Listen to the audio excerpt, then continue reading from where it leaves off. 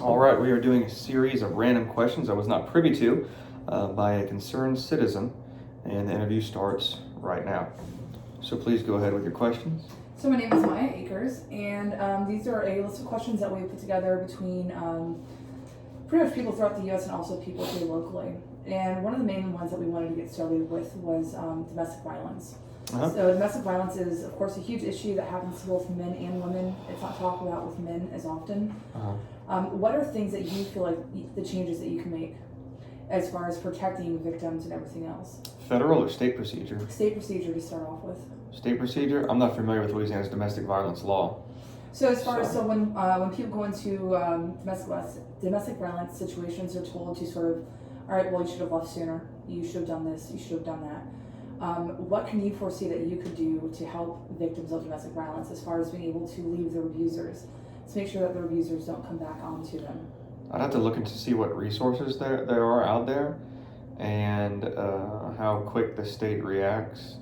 That's not something I'm well versed on. Domestic violence, I can't relate with any of that. It was never, criminal law was never really a passion of mine. Okay. So as far as any form of domestic violence, I just hope that there are state resources out there. I'm not well versed on this, and I wish the best. So as far as the state resources, Louisiana is one of the many states that has no resources in the sense of there's no sort of women's shelter or anything out there there? are women's shelters. Well, then there are resources. There right? are resources, but those are not funded usually by the state. They're private grants and everything else. So Okay, you're teaching me. Okay. So when their money runs out, the women or men are also out of luck as well. So they might be stuck looking for bus passes to where they might have to go to therapy sessions or things like that, to where they're stuck in the shelter because the grants or funding is not needed. Well, also too, what about affluent people that are part of domestic violence? Like, I think we're just dignifying homeless people that might have domestic violence. Not always.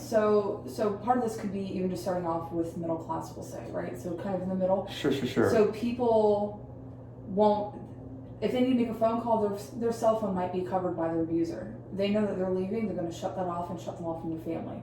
So domestic violence isn't always So we need to provide people with cell phones and all sorts of stuff. So not cell phones, but resources so that people can rebuild themselves after they leave their abusers. So as far as they could have their money cut off, they can go through gaslighting. I can tell you that you're not wearing a suit today, but you are, and I can tell you this until you believe me.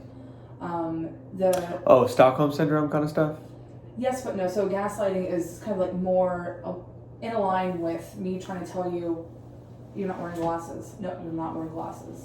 I'm going to tell you, no, you're not wearing glasses, and tricking you into believing what I'm saying. Okay.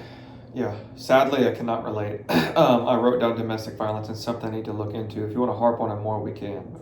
No, we'll go ahead and move on. So Okay, one of the things that happens with domestic violence is consent.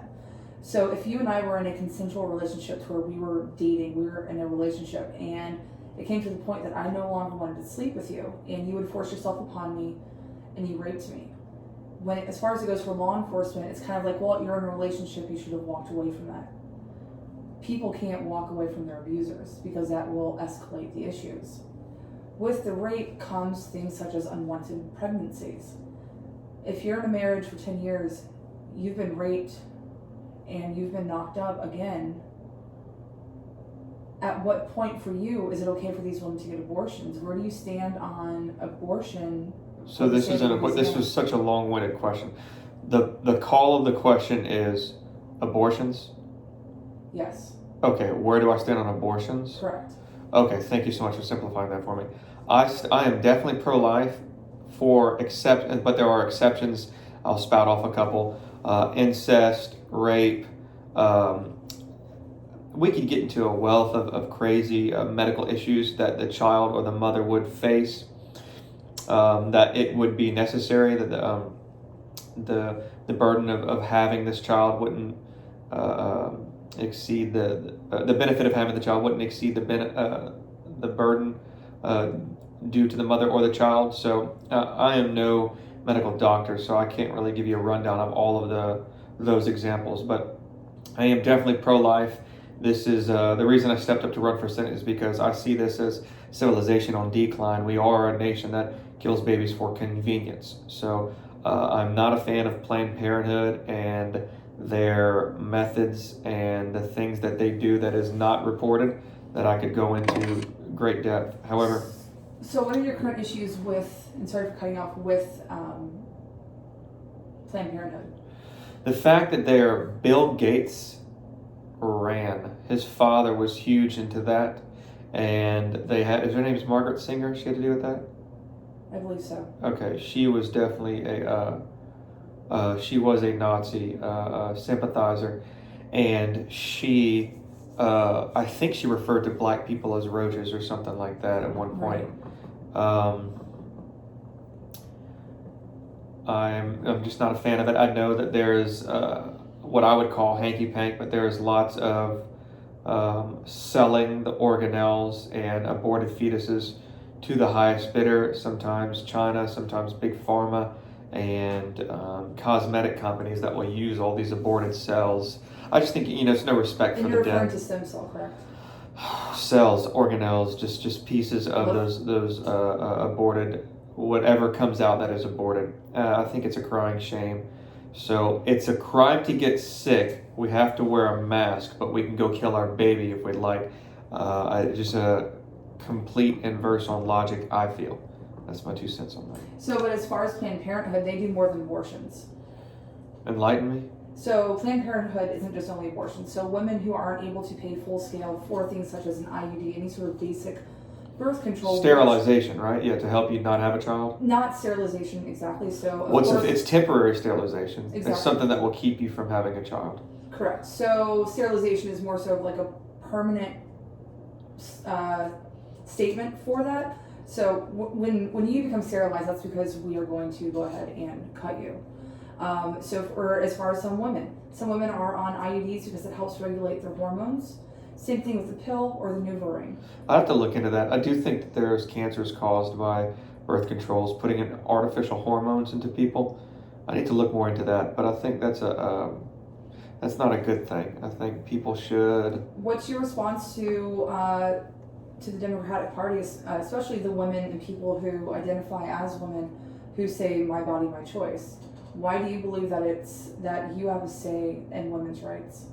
They do have a choice if something irrational were to happen to them, if they were impregnated under the examples I gave, or they need to be more responsible and mindful of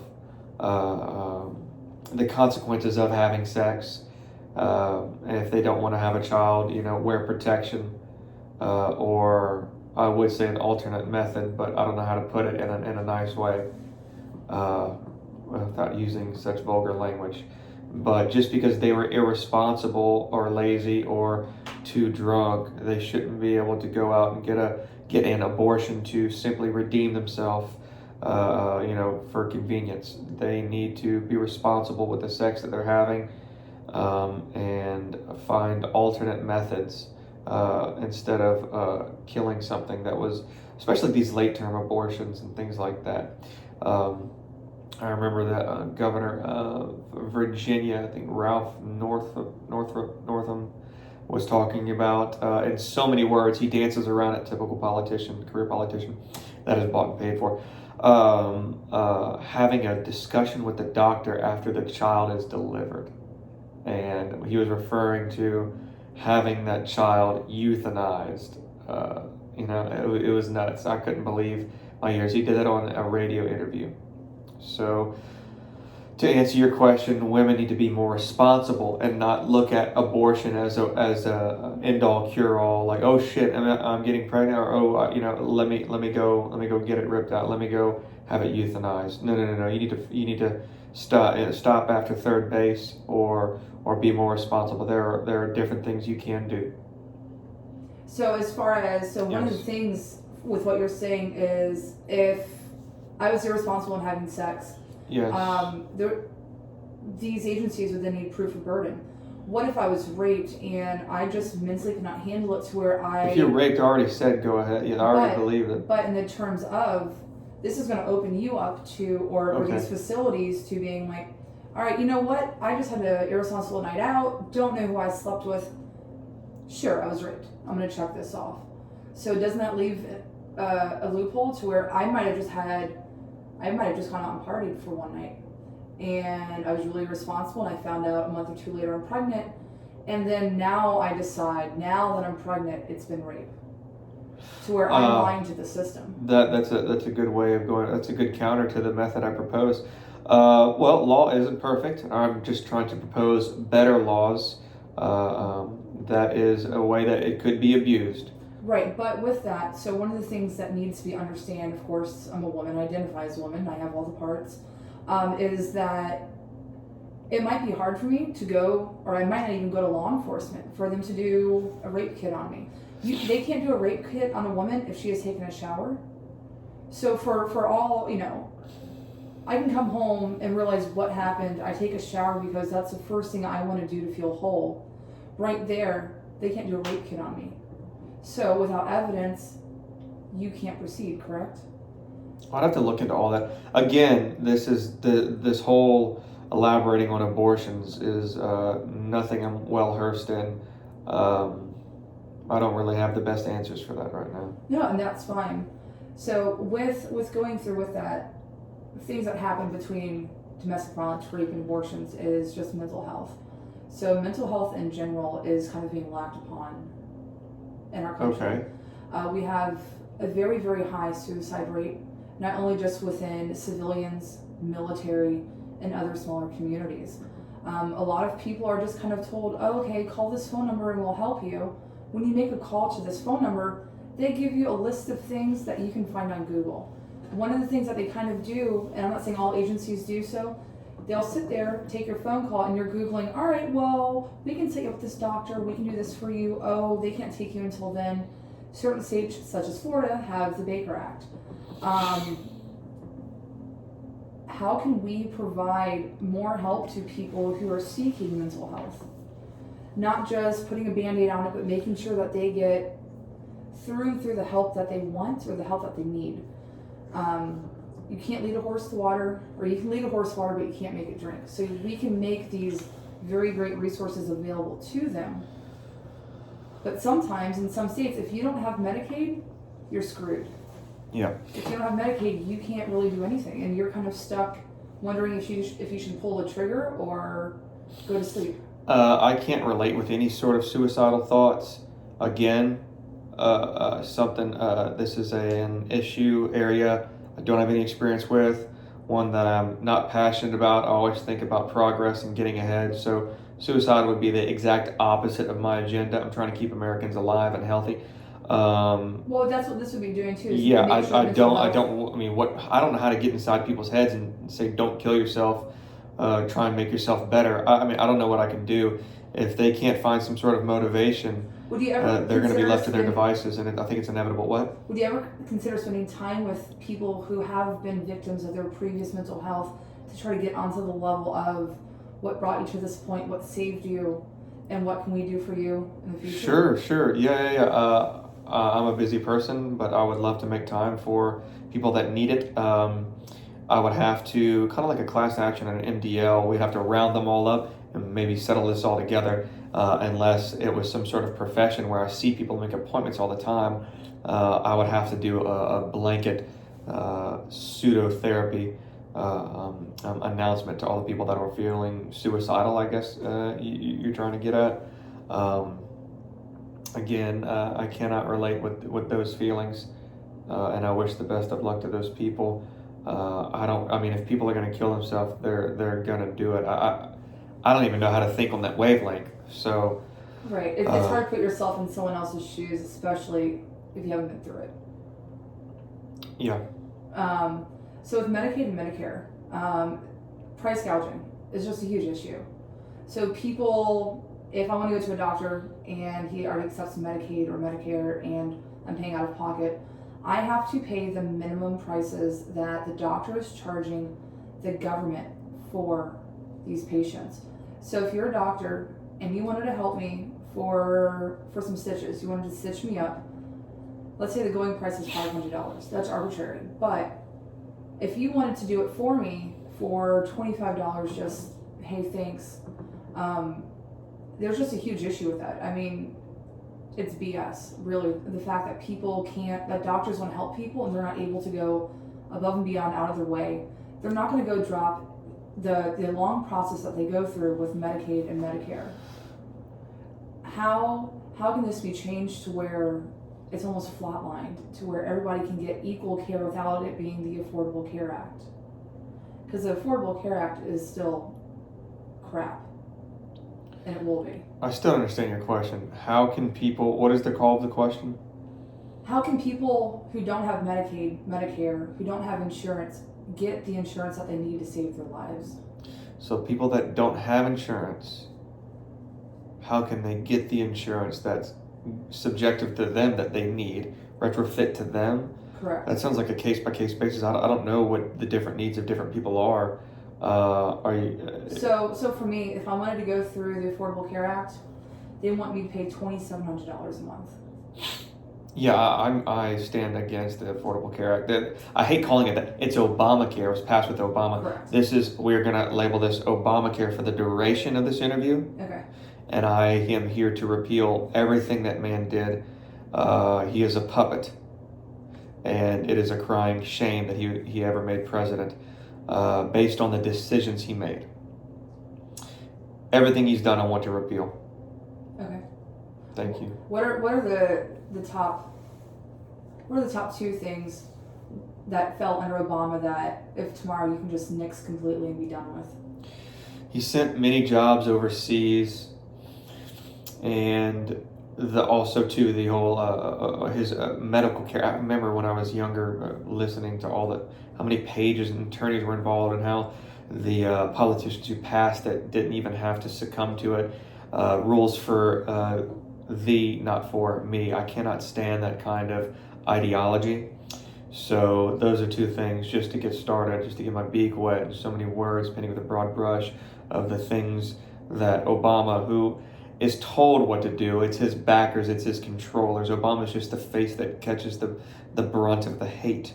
He is just the speed bump to the George Soroses and the Bill Gates, just to get started, of holding someone accountable for the atrocities he has committed and covered up as a president. Okay. As far as affordable housing and making sure that your constituents are fed and everything else, I was out in Lake Charles during Hurricane Laura, and one of the major issues was people are currently on, of course, assistance from the government. They're at the point now of losing their houses. It's a shame. It's a shame.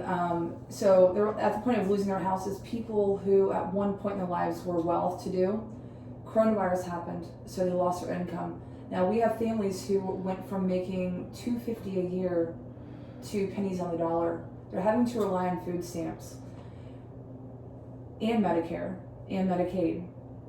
How are we able to help them?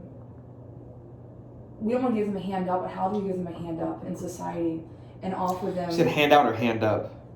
A hand up, not a handout.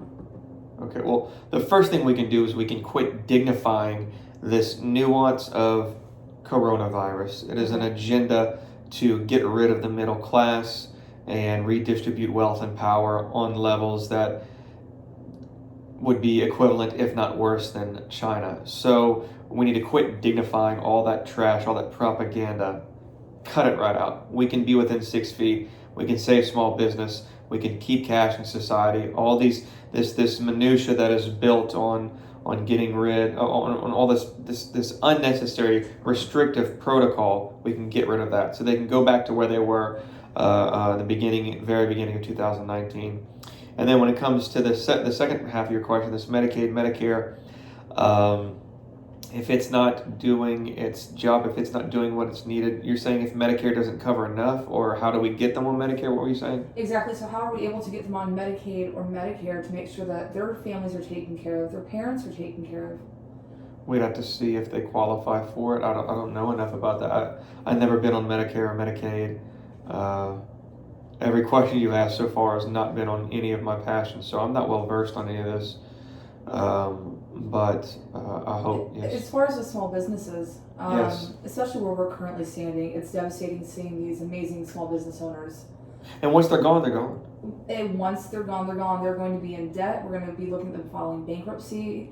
And it's a devastation to all of our local communities, even the smaller communities. Seeing and knowing that they might not be back. We have bar owners who have spent their whole entire life savings on a passion that turned I spent my entire life savings on running for Senate just now. I can relate with that. I know what it's like to chase your passion. Right. Okay, and it's a crying shame I can't get within 6 feet of other Senate opponents. You know, the people they believe all this hype. They wear a mask. You know, it's a crying shame. So the first thing we do is we get rid of all the Corona protocol. We get back to life. If we turned everything on, everything will be fine. We are being punished. Trump is president. What steps would you take to get rid of the coronavirus protocol? We just completely ignore it. We literally continue life like it was since this nation was founded up until when this whole Dr. Fauci, Bill Gates patented virus communist regime was rolled out and being forced upon us. I'm telling you, if everyone just unmasked and stood within 6 feet and continued to use cash, there would be no explosion in any sort of illness unless a real biohazard was released to sabotage the progress. But we are now in a country that appeases the fears of others, and that is the problem. That's a very slippery slope. Go ahead. What about, do you feel like those beliefs fall under what some may call a herd mentality? What are those beliefs? So kind of like when we were kids, our parents might have sent us off to chicken pox from other people, just so that, all right, you have it, you're good, you don't have to worry about it. You mean herd immunity? Herd immunity, yeah, I'm sorry, herd immunity. Yeah, herd immunity is a very real thing, and I subscribe to that school of thought. Why do you think it's beneficial? You go and you catch this sickness. I don't know why. I don't know why. I don't know how to well compose the words to give you right now. That's okay. All right, so let's move on to the gay community, the LGBTQI community. Okay. Within the state of Louisiana, what can you do to make sure that you're protecting those people and their rights, that they can work, that they can be openly gay, that they are able to know that they're safe within the state without having any sort of retribution back against them? This is really not a passion of mine, you know. I can't relate with being homosexual or having any homosexual thoughts. But knowing that your constituents are, and if they are followers or... I wish them the best of luck. This is not a passion of mine. I hope you get treated fair in the workplace.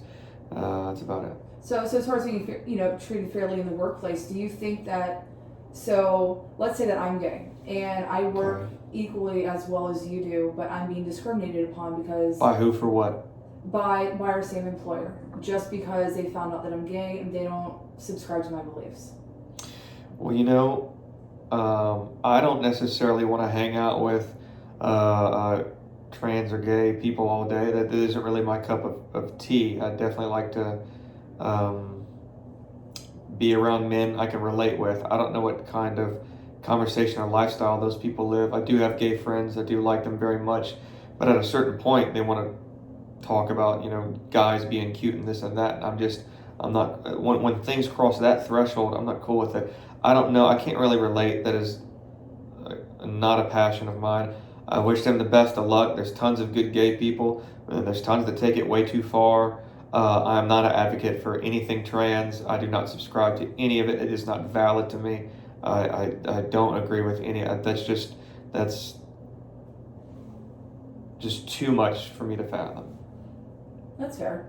What about the legalization of marijuana? All about the legalization of marijuana. I cannot stand the way it smells. I cannot stand it. I don't like anything about marijuana. However, it is a plant that grows naturally.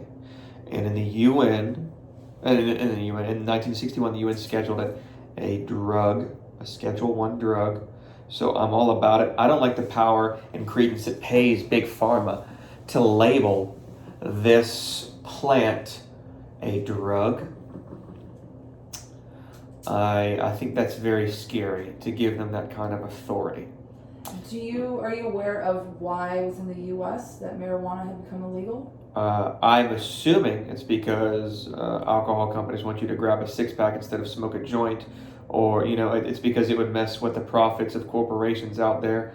They want you to, they as in Big Pharma, want you to pop a pill, Right. and Anheuser-Busch wants you to grab a Bud Light, and that people would probably grow their own marijuana in their backyard, in their garden, Right.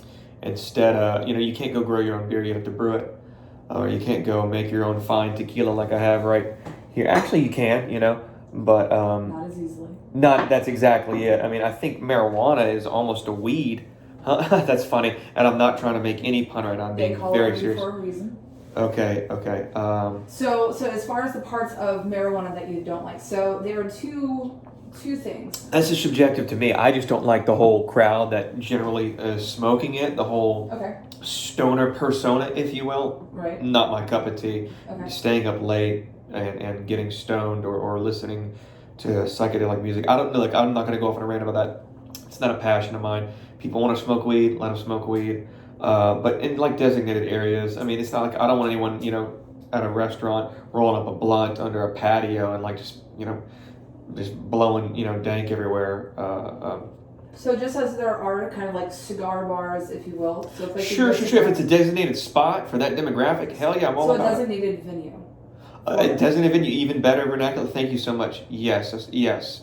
I'm all about that. Just like when you go to down in the oil center in Lafayette, you have that cigar merchant. You go to Baton Rouge, I think it's called Don Juan's or whatever. Sure, there can be that would open up a wealth of economic opportunities for small business owners. So with marijuana though, so becoming a legal dispensary, right? It's very expensive. So of course, just like we talked to small businesses, people are pouring their savings and everything into it. But there is a vast difference between CBD and THC. So One actually gets you high. Right. So THC will get you quote unquote stoned. Sure. Then we have CBD, which is going to be the cannabinoids for it. That is what gives you more so the healing. The medicinal. Yeah. The number. Right. Yeah. So would you? So for the example, I'm pro both. I'm good with everything. Across the board. Yeah. Look, it's marijuana. Circling back to my first statement.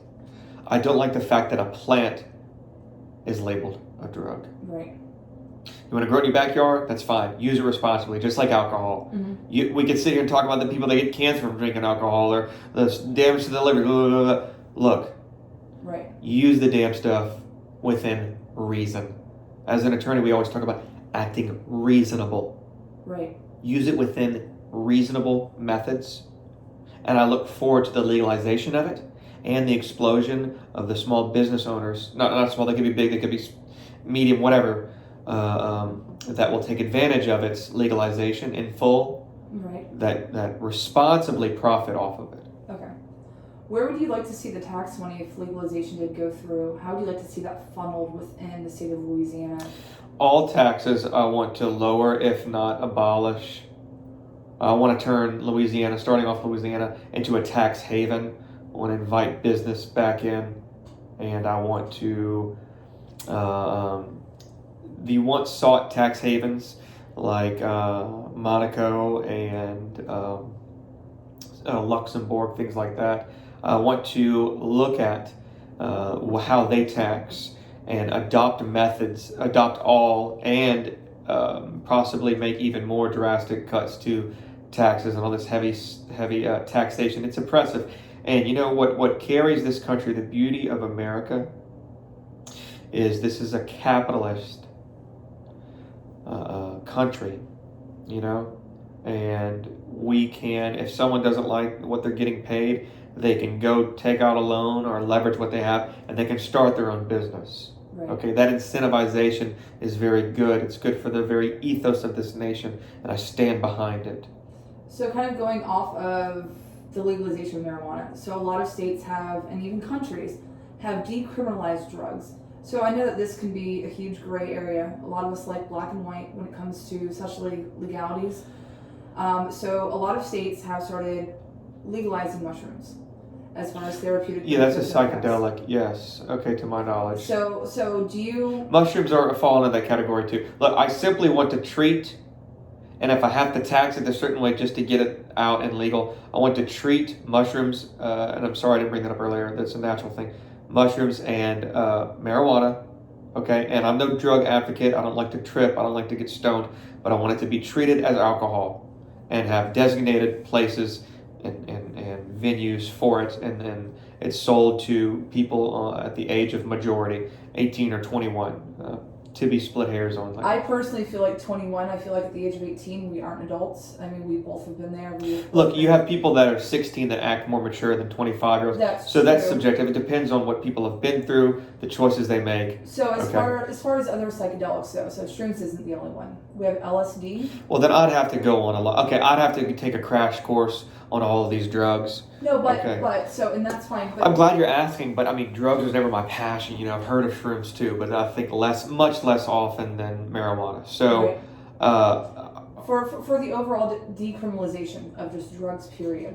drugs, no. Things that are manufactured like methamphetamine, cocaine, Schedule. Oxycontin, yeah, all this other stuff that I am not okay with. I'd like to see abolished, and the CIA, which we're not taught much about, if anything, in school, is profiting heavily from bringing drugs into this country.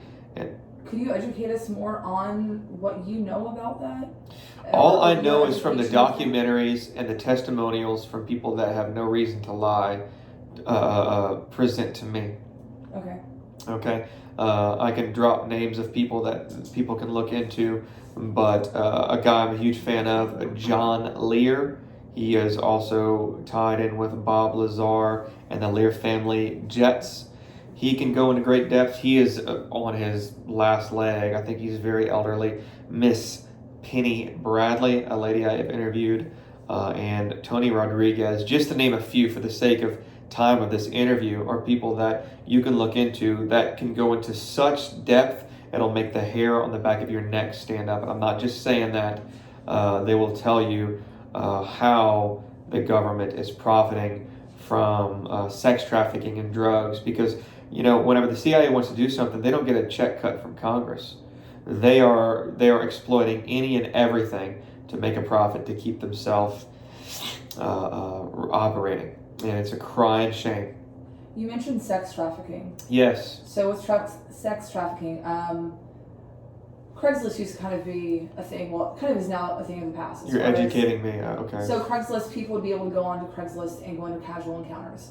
So imagine Okay. a much more trashy version of Tinder and Bumble, except for you go on there, you post what you want, and you might get people responding. You might have women of the night or other sex workers posting. This sounds like either sting operations or dark web to me. I'm not familiar with what you're talking about. So at the point, it was neither. So Craigslist, you and I can go on and just look for a house right request us any service. Not anymore. So now Craigslist is just things that are usually for sale or community postings. But with the dark web and sex trafficking, Yeah. what can we do to halt this? This is such a huge issue across our country. We have to And stop sex cults that exploit illegal forms of sex. We have to stop certain clandestine factions of the government and quit lying to ourselves that they don't exist. There are many satanic, there are many Hollywood, there are many governmental, all of these sex cults.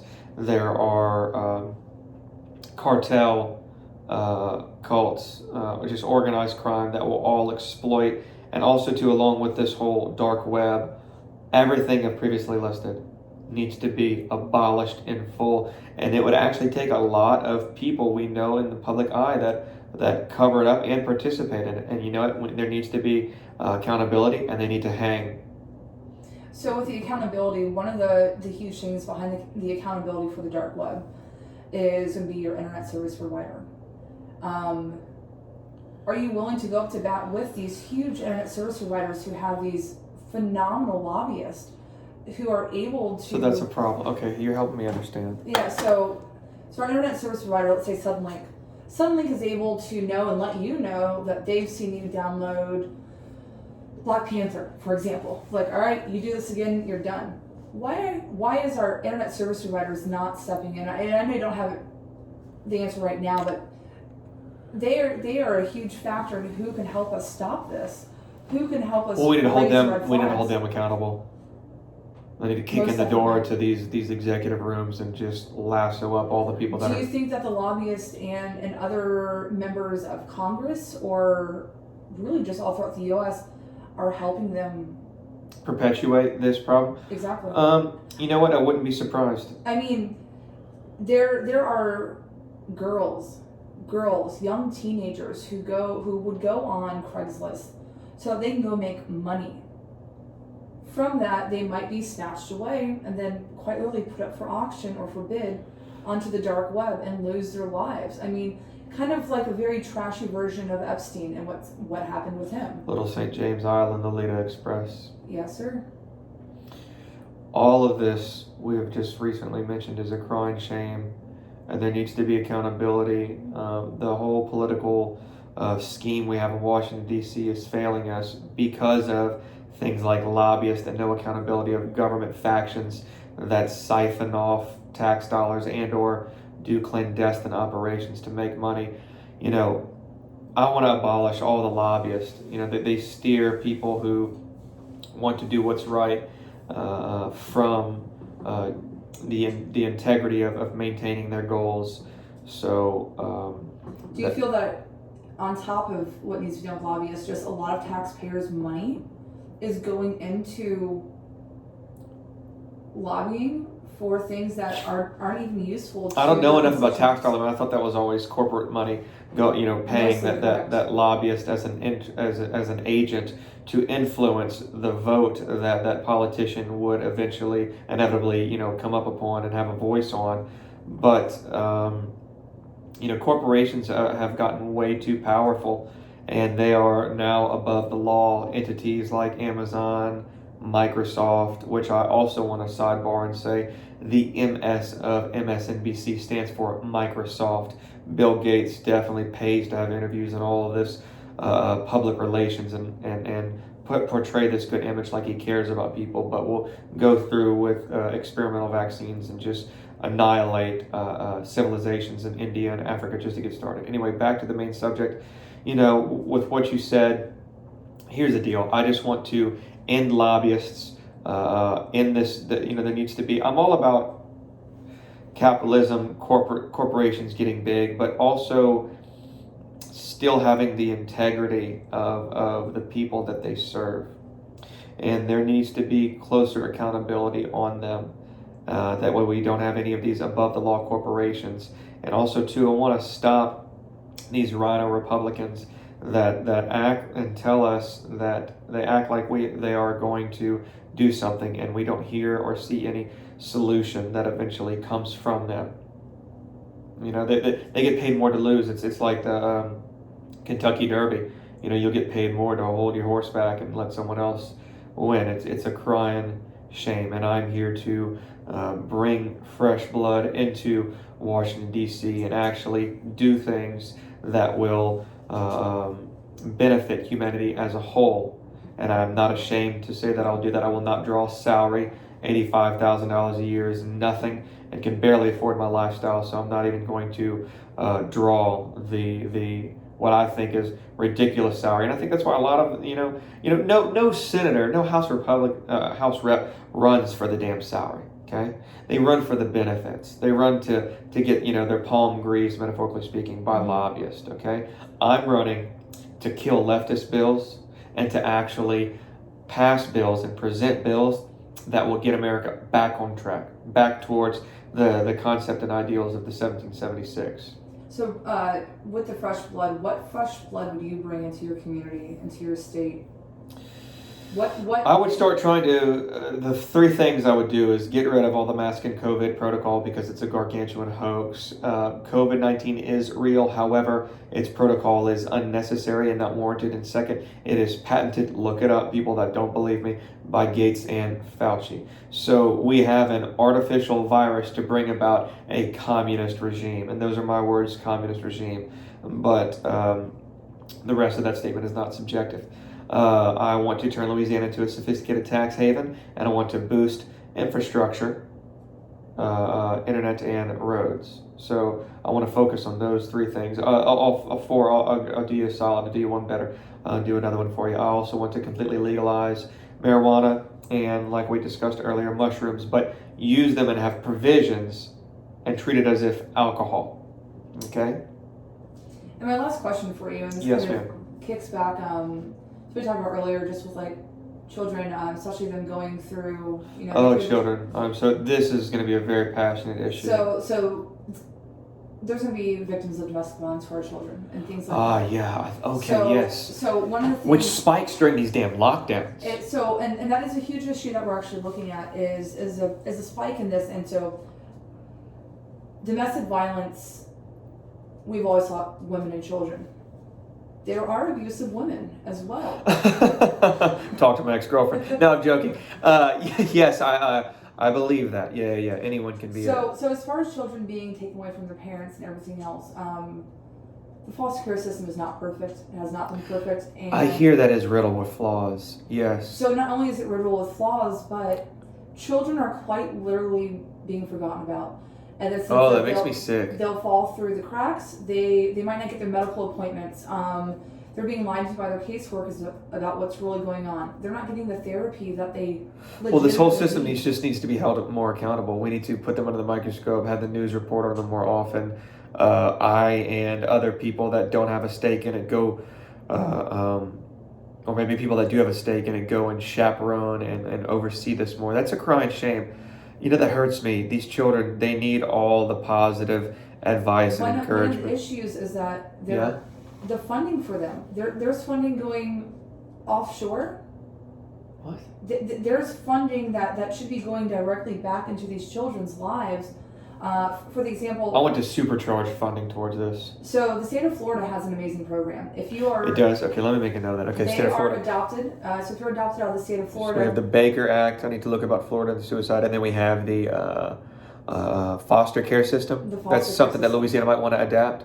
Florida foster care. So to be fair, I am not completely educated on the Louisiana foster care system. For me, I am well aware of the Florida, Texas, Arizona, and California systems. Okay, wonderful. But still, we could look to those. As far as the Florida system, if you're adopted out of foster care, you automatically get a scholarship to a public university. That sounds good. Yeah, go get your education. One of the things within Florida, because I've been in that circumstance within the state of Florida, I was unable to get a hold of anyone. I called my senator, I called my governor. And this is where kids are left behind, where they want to go above and beyond and do something, but the resources that they're promised and that they have been promised throughout their whole entire term of being foster care have not been given back. And so how do you go through to make sure that this happens, but then also I have to look at the system. I mean, you are throwing a lot on me at once, which is all good, and I like this deposition style interviews. However, this is a huge passion. I would have to look into this. I would want to take tours of facilities. I would want to see how the money is appropriated. I would want to appropriate as much as I could, and I'd want to get rid of anyone that is complacent, that is not fully helping children. That is a crying shame. They cannot help themselves. God, that makes me sick. No child should be deprived an opportunity of a promising future. Cool. Well, thank you so much. So that concludes your interview? Yes, sir. Okay, thank you so much. All right. The recording I has have stopped.